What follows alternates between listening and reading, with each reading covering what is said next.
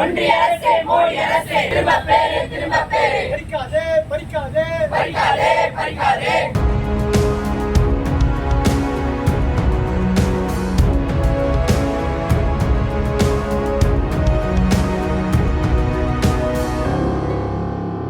மாநிலத்திற்கு எதிராக செயல்பட்டு இருக்காரு, தமிழ்நாட்டுக்கு எதிராக தமிழ்நாட்டினுடைய ஆளுநர் பல்கலைக்கழக வேந்தர் செயல்பட்டு இருக்காரு. ஆனா அவருக்கு இந்த யூஜிசி கூடுதல் அதிகாரம் கொடுத்திருக்கு. என்னன்னா அந்த சர்ச்சிங் கமிட்டி துணைவேந்தர் தேடல் குழுவுக்கான தலைவரும் அவர் தான்.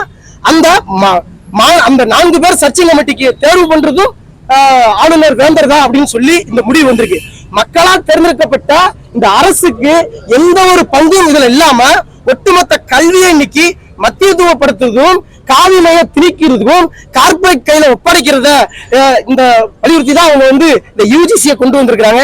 எனவே அதை கண்டிச்சும் அதே போல தமிழ்நாட்டை தொடர்ச்சியா தமிழ்நாட்டு மாணவருடைய கல்வி தரத்தை குறைப்பதற்கும் மாணவருடைய உயர்கல்வியை நோக்கி செல்ல விடாததற்காக இன்னைக்கு 12,000 கோடி சொச்சம் தொகையை நிறுத்தி வச்சிருக்கிறாங்க.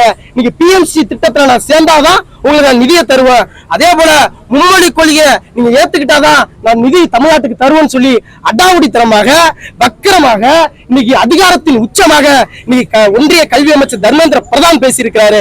அவருடைய பேச்ச இந்திய மாணவர் சங்கம் வன்மையாக கண்டிக்கிறோம். இந்திய அரசியலமைப்பு சட்டம் எந்த இடத்துல அப்படி சொல்லல. மும்மொழி கொள்கையை ஏற்றுக்கிட்டால்தான் ஒன்றிய அரசு நிதி தரணும் அரசியலமைப்பு சட்டம் சொல்லல.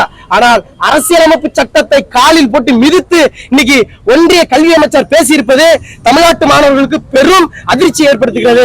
ஒட்டுமொத்த மாணவர்கள் சார்பாக இன்னைக்கு அமைச்சரை வன்மையாக கண்டிக்கிறோங்கிறது. அதை வலியுறுத்தி இன்னைக்கு தமிழ்நாட்டில் ஒரு 6 மண்டலங்கள்ல இன்னைக்கு ஒன்றிய அலுவலகம் முன்பு போராட்டம் நடத்திக்கிட்டு இருக்கோம். அதுல ஒரு பகுதியா இன்னைக்கு சென்னையில் உள்ள சாஸ்திரி பவன் நோக்கி நாங்கள் இந்திய மாணவர் சங்கம் முற்றுகை போராட்டம் அறிவித்து நடத்திக்கிட்டு இருக்கோம்.